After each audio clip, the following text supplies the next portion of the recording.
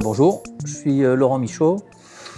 Je suis aujourd'hui consultant indépendant dans l'industrie du jeu vidéo. J'ai une expérience de près de 30 ans, dont 20 ans de conseil dans l'industrie du jeu et les industries créatives. Et donc, moi, Julien Villedieu, j'ai une vingtaine d'années d'expérience dans le secteur du jeu vidéo également. J'ai cofondé et dirigé pendant 15 ans le Syndicat national du jeu vidéo, donc l'organisation professionnelle en France qui représente les entreprises de production. Et j'ai, depuis début 2024, créé ma société de conseil. Donc, j'accompagne aujourd'hui à la fois des entreprises sur les problématiques de structuration et de développement de leurs projets, mais aussi des acteurs publics et institutionnels sur le développement du jeu vidéo comme outil d'attractivité et développement économique et culturel des territoires. Et donc, on participe au programme Orillas Nuevas sur les projets jeux vidéo. Ça se passe déjà très bien, c'est hyper intéressant.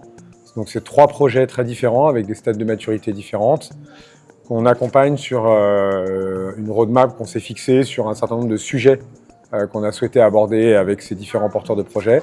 Et l'idée, c'est non seulement de répondre à leurs attentes sur la base d'un objectif qu'on s'est fixé en commun au début de la semaine et de les amener doucement vers la résolution, en tout cas, de cet objectif-là à travers les différents points qu'on va traiter ensemble. On les aide également à comprendre le business du jeu vidéo. C'est un secteur d'activité qui est organisé avec une chaîne de valeur assez conséquente.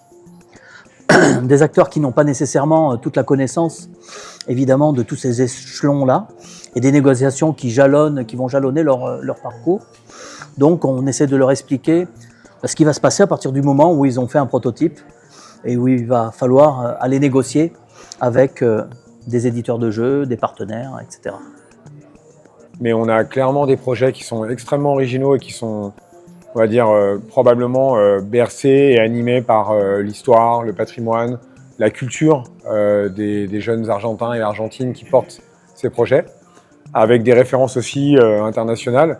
Donc l'idée, c'est de garder cette créativité qui est très particulière et ces références qui sont aussi très originales, mais de les amener à un niveau international de façon à ce que ces particularités soient valables et puissent intéresser des partenaires demain de l'industrie pour que les jeux puissent devenir finalement des jeux commercialisés et accessibles sur différents territoires auprès des joueurs et des joueuses. Donc c'est ça qui est intéressant dans le jeu vidéo, c'est que C'est-à-dire qu'on veut raconter une histoire, engagée ou pas engagée, portant sur une expérience personnelle ou pas, mais en tout cas, voilà, il y a un poids conséquent, enfin on sent le poids conséquent d'un pays avec une forte culture et le souhait, l'intérêt de développer des jeux avec une forte narration. Ils ont beaucoup d'attentes, ils ont clairement beaucoup d'attentes et sont très avides de comprendre tous les aspects qu'on va traiter avec eux. Donc ça, c'est déjà un élément, c'est de nous d'être en capacité, pas forcément d'apporter les réponses parce qu'on ne les a pas toutes, mais en tout cas de les amener à réfléchir et à trouver par eux-mêmes aussi les solutions. Les stades de maturité étant différents, les résultats qu'on aura sur la phase de mentoring seront aussi différents.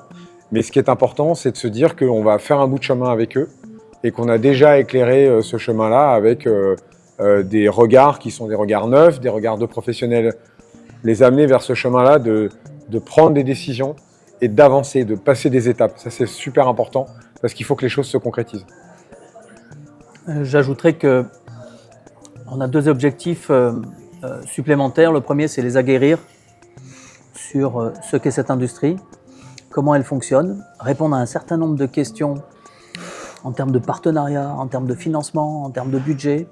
Donc c'est leur donner ces informations, répondre à leurs questions. Et puis le deuxième point, c'est démythifier l'industrie du jeu vidéo pour qu'ils considèrent qu'ils font partie de cette industrie d'ores et déjà et que leur projet peut être mené à bien, ils peuvent aller au bout. Je dirais qu'ils ont été bien sélectionnés déjà, donc bravo au jury, parce qu'il y a eu beaucoup de projets, donc ça c'est top.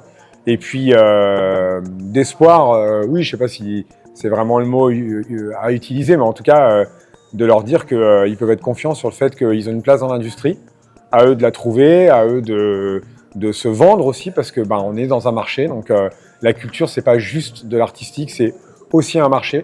Et donc, de leur dire, allez-y, on va vous donner, on va vous outiller, comme dit Laurent, on va les aguerrir, donc on va vraiment leur donner tous les outils et leur faire comprendre qu'ils peuvent maintenant commencer ce travail-là, d'aller rencontrer les professionnels et de négocier des deals pour que leur jeu passe du stade de projet, certains ont employé le mot de rêve ou autre, à une réalité commerciale. Il n'y a pas, en fait, dans l'industrie du jeu vidéo, n'importe qui peut faire un jeu, pourvu qu'il ait des compétences, un certain talent. Il n'y a pas de nationalité pour faire des jeux, et aujourd'hui, la qualité de ce qu'on a pu voir montre que ils sont dans le game, en fait. Hein. Ils sont dans le game. Et ils ont une autoroute devant eux.